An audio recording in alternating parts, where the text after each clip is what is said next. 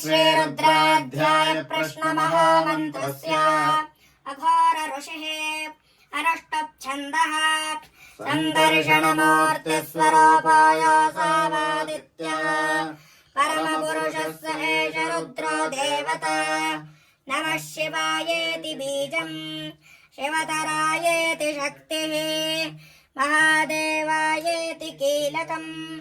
श्रीसाम्ब सदाशिवप्रसाद सिद्ध्यर्थे जपे विनियोगः ॐ अग्निहोत्रात्मने अंगुष्ठाभ्यां नमः दर्शपूर्णमासात्मने तर्जनीभ्यां नमः चातुर्मास्यात्मने मध्यमाभ्यां नमः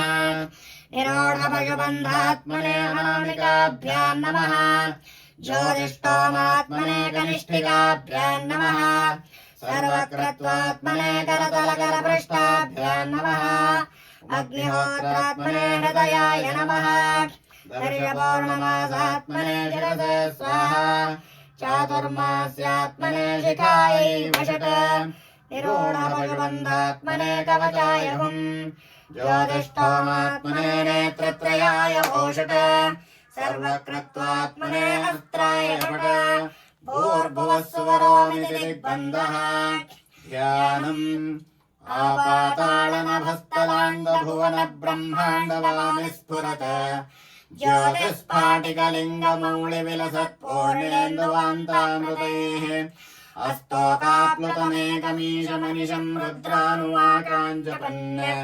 ध्यायेदीप्सितसिद्धये ध्रुवपदम् विप्राविचिञ्चेत् शिवम् ब्रह्माण्डव्याप्तदेहा भसितहिमरुचा भासमाना भुजङ्गैः कण्ठे कालाः कपर्दा कलिकशशिकलाश्चण्डकोदण्डहस्ताः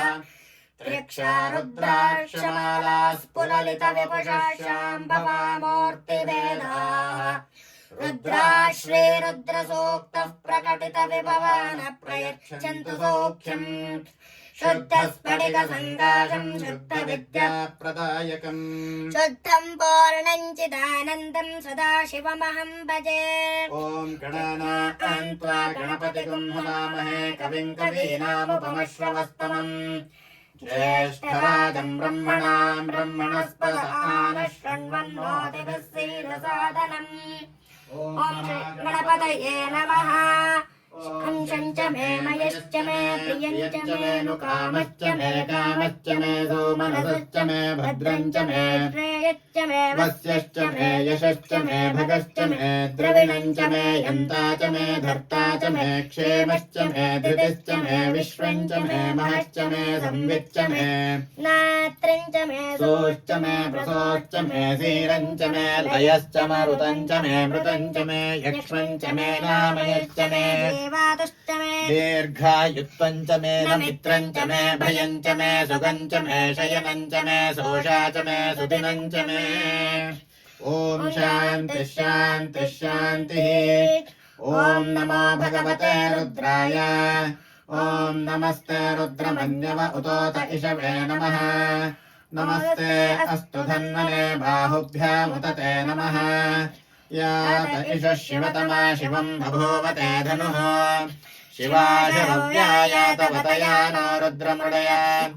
याते रुद्रशिवा तनूरघोरा पापकाशिनी नयानस्तनुवाशन्तमया गिरिशन्ताभिचाकशीः यामिषुं गिरिशन्तहस्ते बिभर्षस्तवे शिवां गिरित्रतां कुरु माहि पुंसेः पुरुषं जगत् शिवेन वचसा त्वा गिरिशाच्छावतामसे यथा नः सर्वमिज्जगदयक्ष्मगुं समना असत अध्यवोचदधिभक्ता प्रथमो दैव्याभिषक अहेगश्च सर्वा आञ्जम्भयन् सर्वा आश्चयातु धान्याः असव्यस्ताम्रो अरुण उत बभ्रस्सु मङ्गलः ये चेमागुं रुद्रा अभितो दिक्षुष्यताः सहस्रशो वैशाखम् हेड ईमहे असव्यो वसर्पति नीलग्रीवो विलोहितः तैनं गोपा अत्र तृषन्नुदहार्याः उतैनं विश्वा भूतानि स दृष्टो मृडयाति नः नमो अस्तु नीलग्रीवाय सहस्राक्षाय मीढुषे अथो ये अस्य सत्त्वानो हन्तेभ्यो करन्नमः रमञ्च धन्वनस्तमुभयोरार्तियोर्ज्य वतत्यतनुस्त्वकुं सहस्राक्षशते शुधे